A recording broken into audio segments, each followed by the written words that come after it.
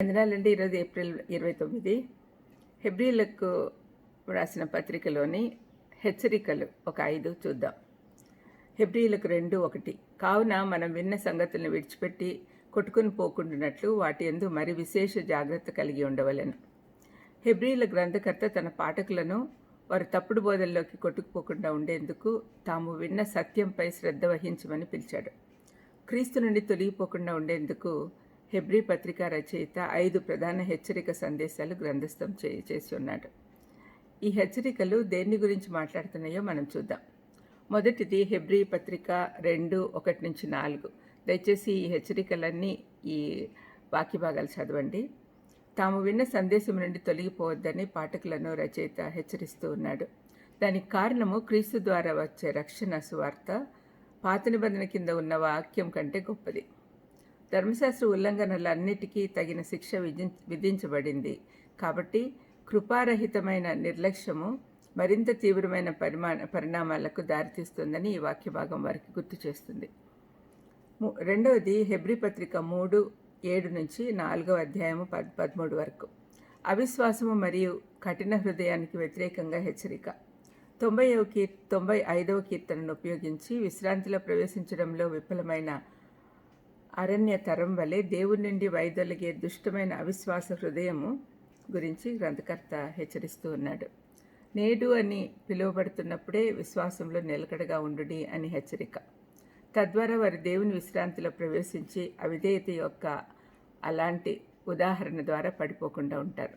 ఇక్కడ ఇజ్రాయెల్ జనాంగం గురించి చెప్పబడింది, వాళ్ళ అవిధేయత. మూడవది హెబ్రీ పత్రిక 5:11-6:20 వరకు. ఆత్మీయ అపరిపక్వత మరియు విశ్వాస భ్రష్టతకు వ్యతిరేకంగా హెచ్చరిక. విశ్వాసులు వినుటలో మందబుద్ధి గలవారై బలమైన ఆహారానికి బదులుగా ఇంకా పాలు అవసరమైన వారై ఆత్మీయంగా అపరిపక్వంగా ఉన్నారు అని గద్దించబడ్డారు. 6వ అధ్యాయం 4-8 వరకు ఆ వచనాలలో భయంకరమైన హెచ్చరిక ఉంది. పరలోకపరమైన పరిశుద్ధాత్మను మరియు రాబోయే యుగపు శక్తులను రుచి చూసి ఆ తర్వాత పడిపోయిన వారు పశ్చాత్తాపం వైపు తిరిగినా కూడా పునరుద్ధరించబడుట అసాధ్యమని వర్ణించబడింది. ఎందుకంటే వారు క్రీస్తును మళ్ళీ సిలువ వేస్తూ ఉన్నారు. 4వది హెబ్రీలకు 10:26-31 వరకు. సత్యమును గురించిన జ్ఞానం పొందిన తర్వాత పదే తెలిసి పాపం చేయుటకు వ్యతిరేకంగా హెచ్చరిక. సత్యజ్ఞానం పొందిన తర్వాత ఒకటి తెలిసి పాపం చేస్తే ఇక పాపముల కొరకు బలి అర్పించుట నిలిచి ఉండదు, కానీ తీర్పును గురించిన భయానకమైన నిరీక్షణ ఉంటుంది. 5వది హెబ్రీలకు 12:15-29 వరకు. దేవుని చివరి స్వరాన్ని తిరస్కరించవద్దని హెచ్చరిక. చేదు అనే వేరు మొలవనీయవద్దని, అది అనేకులను అపవిత్రపరచకుండా చూసుకోవాలని, ఏశావు వలె వ్యభిచారులుగా లేదా అపవిత్రులుగా ఉండొద్దని పాఠకులకు చెప్పబడింది.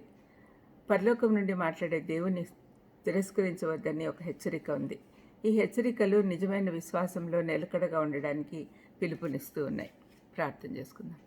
దయామేడా, మీరు ఎప్పటికప్పుడు మమ్మల్ని హెచ్చరిస్తూ సరైన మార్గంలో నడిపిస్తున్నారు. మేము అది అర్థం చేసుకొని మీరు చెప్పిన వాక్య ప్రకారం జీవించేటట్టు సహాయం చేయమని యేసుక్రీస్తు నామమున వేడుకొంచున్నాను తండ్రి.